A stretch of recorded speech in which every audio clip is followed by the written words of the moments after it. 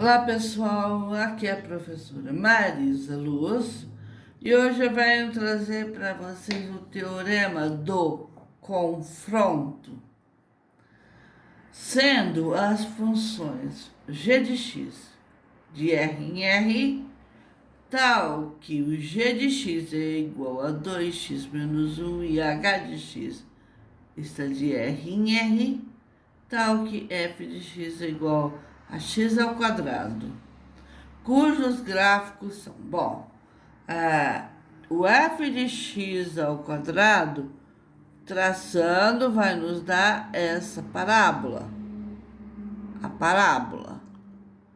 O g de x, que é 2x menos 1, vai nos dar a reta. Então, a reta é o g e o f, que é a parábola, nós vamos chamar de h. Então, aqui nós temos, seja f a função tal que existe uma vizinhança reduzida de 1, que quer dizer essa vizinhança reduzida, onde todos os gráficos, olha, a parábola, a reta e uma outra, que está aqui que eu chamo de T, onde é que elas são vizinhas. São mais ou menos nesse ponto onde todas se tocam.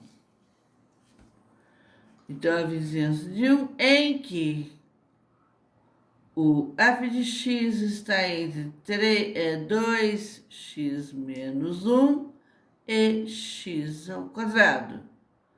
Essa daqui, a vizinhança. Tal que x pertence a V1, como o exemplo acima. Tá aqui, tá aqui.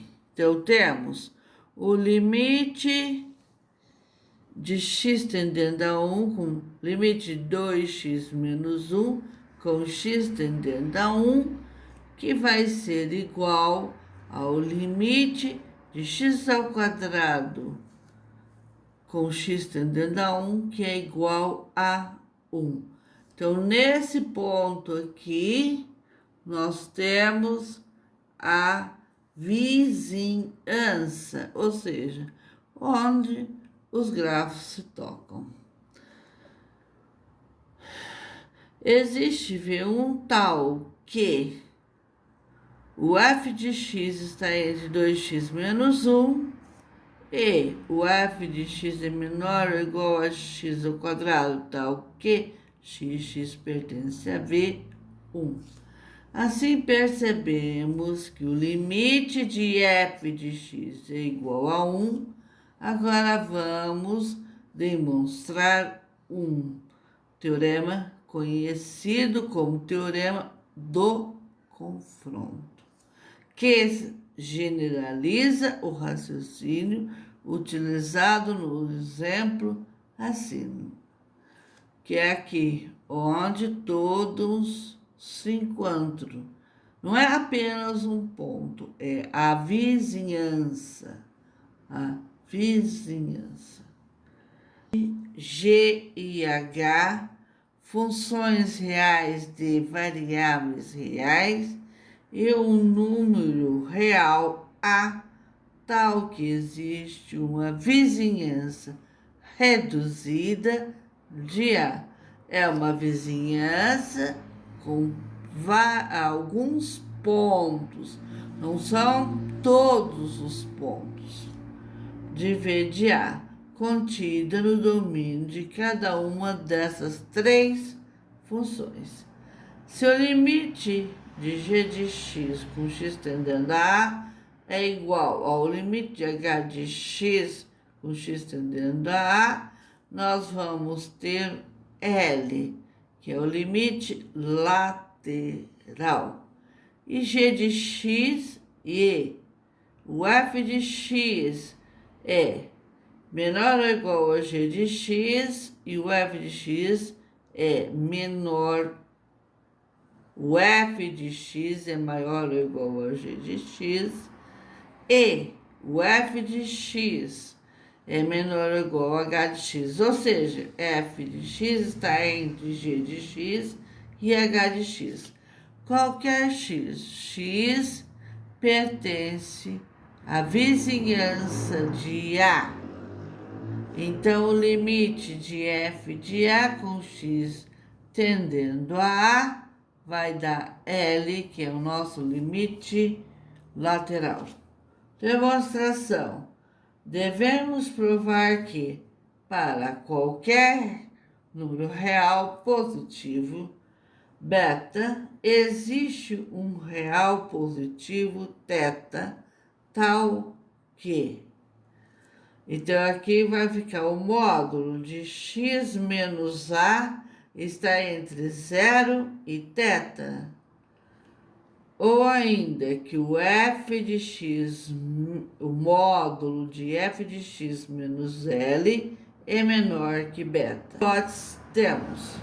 Existe um real positivo θ1 tal que o módulo de x menos A está entre 0 e θ1.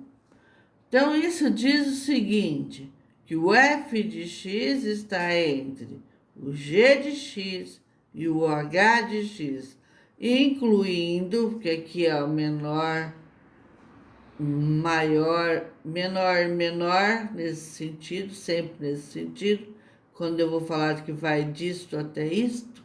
Então, f de x está entre g de x e h de x, ok? Inclusive, entra o ponto G e entra o ponto H, porque é menor ou igual. Para qualquer real positivo, beta, existem reais positivos, θ2 e θ3, tal que o módulo de x menos A está entre 0 e θ2. Isso significa que o módulo de g de x menos L é menor que beta e o módulo x menos A está entre 0 e θ3. Concluímos que o módulo de h de x menos L é menor que beta. Com θ1 mínimo, θ2, θ3, temos que o x menos A está entre 0 e θ. Vamos ter o g de x, que é o f de x está entre g de x e h de x. Então, o g de x menos L é menor que beta e o módulo de h de x menos L também é menor que beta. Foi aqui a conclusão que nós chegamos.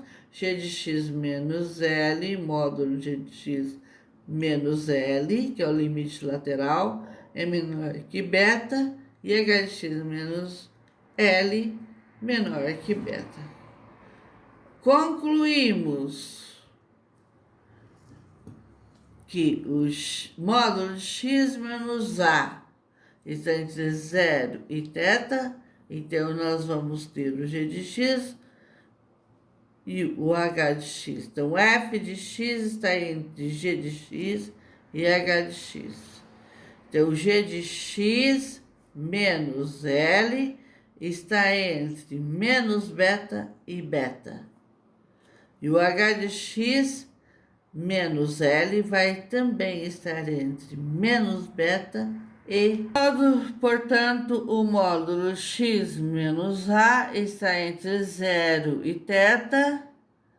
Conclui-se que o f de x está entre o g de x e o h de x. Está entre o L menos beta e L mais beta. O H de x está entre o L menos beta e o L mais beta. O módulo de x menos a está entre 0 e θ. Então, o f de x vai estar entre L menos beta e L mais beta. E o módulo de x vai estar entre 0 e θ. Então, o f de x está entre menos beta e mais beta. Portanto, o módulo de x menos a está entre 0 e θ. Isso conclui que o módulo de f de x menos 0 é menor que beta, ou seja, o limite de f de x com x tendendo a 0 é igual a L.